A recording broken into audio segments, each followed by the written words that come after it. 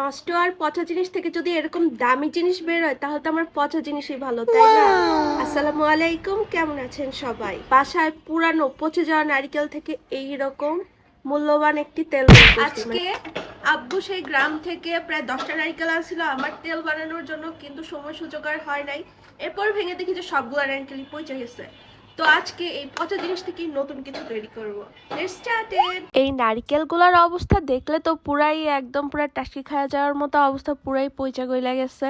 ভাই, পচা গইলা গেলে যে এটারে ফালাই দিতে হবে এমন কোনো কিছুই না। মাথায় যদি বুদ্ধি থাকে তাহলে পচা জিনিস থেকেও অনেক দামি কিছু তৈরি করা সম্ভব, তাই না? তো এই নারকেলগুলোর অবস্থা তো পুরাই বেহাল দশা। আমি কি করলাম, এই নারকেলের গুলোকে আলাদা করে ফেললাম খোসাটা থেকে, মানে নারকেলের আইচা থেকে নারকেল গুলোকে আমি একটা ছুরির সাহায্যে আলগা করে নিছি। কারণ এটা যেহেতু শুকায় গেছে অনেকটা, তাই এটা তুলতেও এত বেশি আহামরি কষ্ট হয় নাই।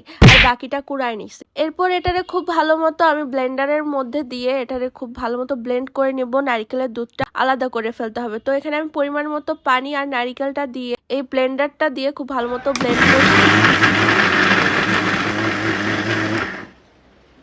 তো এটা যখন ঠিকমতো ব্লেন্ড হয়ে যাবে, আমি একটা পাত্রের মধ্যে এই নারকেলগুলোকে রেখে দিলাম, আর বাকি নারকেলগুলোকে আবারও ঠিক সেম প্রসেসে ব্লেন্ড করে নিতে হবে খুব ভালো মতো।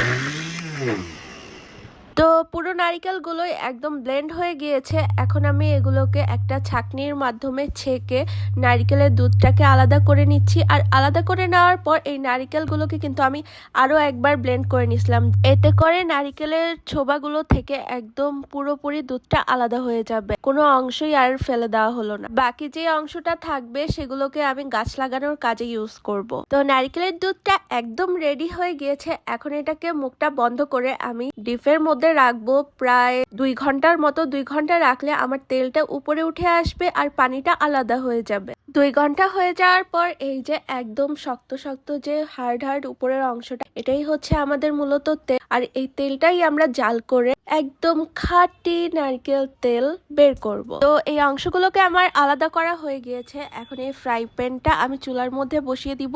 যেহেতু আমাদের বাসায় কোনো প্রকার গ্যাস নাই, আমাদের এই কারেন্টের চুলার মধ্যেই রান্না করতে হয়। তো আমি কারেন্টের চুলায় 1600 ডিগ্রি সেলসিয়াসে এই তেলটা জাল করতে থাকবো। এতে করে তেলটা একবারে খুব বেশি পুড়ে লালচে হয়ে যাবে না। আমার তেলটা কিন্তু একদম পুরোপুরি লালচে হয় নাই, কিছুটা অফ হোয়াইট কালারের ছিল। আর অবশ্যই লাড়াচাড়ার মধ্যেই থাকতে হবে, না হলে কিন্তু পুড়ে যাওয়ার চান্স থাকে। আর কারণ যদি পুড়ে যায় তাহলে পুরোপুরো একটা স্মেল আসবে, নারকেল তেলের যে সুন্দর একটা ঘ্রাণ, সেই ঘ্রাণটা কিন্তু পাওয়া যাবে না। অবশ্যই হালকা আছে খুব ভালো মতো নেড়ে চেড়ে এটাকে বানিয়ে ফেলতে হবে। তো এখানে নারকেল তেলটা একদম হয়ে গিয়েছে, সাদা সাদা যে তেলটা আলাদা হয়ে গিয়েছে। তো এটা ঠান্ডা হয়ে গেলে আমি এটাকে আলাদা করে নিচ্ছি।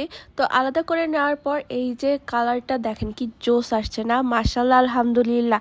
পচা নারিকেল থেকে যে এত সুন্দর একটা নারিকেল তেল বের হবে, জাস্ট আনবিলিভেবল। এখন এই তেলটাকে ঠান্ডা হতে দিব। তো আমার তো খুবই পছন্দ হয়েছে আর আমার বাসায় সবাই খুব পছন্দ করছে। তো এখন থেকে যদি কারো বাসায় নারিকেল পচে যায় তাহলে ফেলে না দিয়ে এরকম সুন্দর একদম খাঁটি নারিকেল তেল বাসায় বানিয়ে ফেলতে পারে।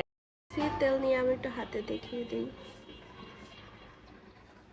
কোনো প্রকার পচা দুর্গন্ধ নাই, একদম খাঁটি নারকেল তেলের একটা মিষ্টি ঘ্রাণ। তো আপনাদের বাসায় যদি এরকম পচা নারকেল থাকে, আপনারা এরকম ভাবে তেল বানায় ফেলতে পারেন।